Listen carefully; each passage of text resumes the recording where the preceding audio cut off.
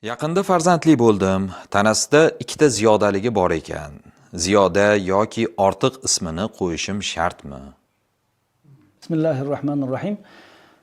Farzandda mana shunday ziyodalik bilan tug'iladigan bo'lsa, ya'ni ortiq ba'zilarda shunaqa barmog'i 5 ta emas, 6 ta barmoqli holatlar bo'ladi yoki boshqa bir ziyodalik bilan tug'ilgan bo'ladi. Bularga albatta masalan qiz bola bo'ladigan bo'lsa ziyoda yoki o'g'il bo'ladigan bo'lsa ortiq degan unaqa ismlarni qo'yish shart emas bu.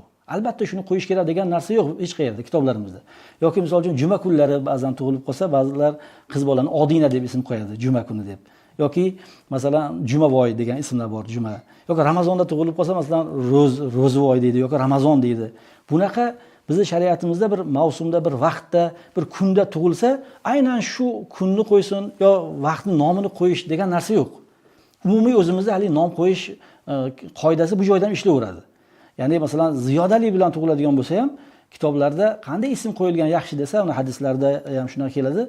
Ya'ni Allohning ismi Abdu bilan boshlanadigan, ya'ni Abdullohmi, Abdurrahmonmi yoki payg'ambarimiz sollallohu alayhi vasallamning ismlari bilan boshlanadigan Muhammad Aminmi yoki Muhammadmi shunga o'xshagan hali ulug'larning ismlarini qo'yadigan bo'lsak, o'z-o'zidan bu haqiqiy shariatga muvofiq ish bo'ladi bu. Chunki ism qo'yish ham hammamizga ma'lum, bu otaning zimmasidagi vazifa bu. Ota agar bu masalalarda bir o'zida ilm bo'lmasa, boshqalar bilan maslahat qilmasdan oddiy bir ismlarni qo'yib qo'yadigan bo'lsa ham, ma'nosi yaxshi emas, ma'nosi chiroyli bo'lmagan ismlarni qo'yib qo'yadigan bo'lsa ham xato bo'ladi bu. Shuning uchun shu ulug'larning nomlarini qo'yaverish kerak.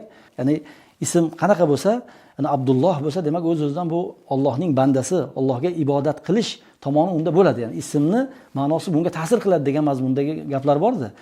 Demak, mana shunday ulug'larning ismlarini qo'yadigan bo'lsak, ularga havas qilib, inshaalloh ajab emas biz farzandlardan ham mana shunday elga, yurtga, dinga xizmat qiladigan yaxshi zurriyotlar Alloh taolo nasib qilsa, Allohu a'lam bis-savob.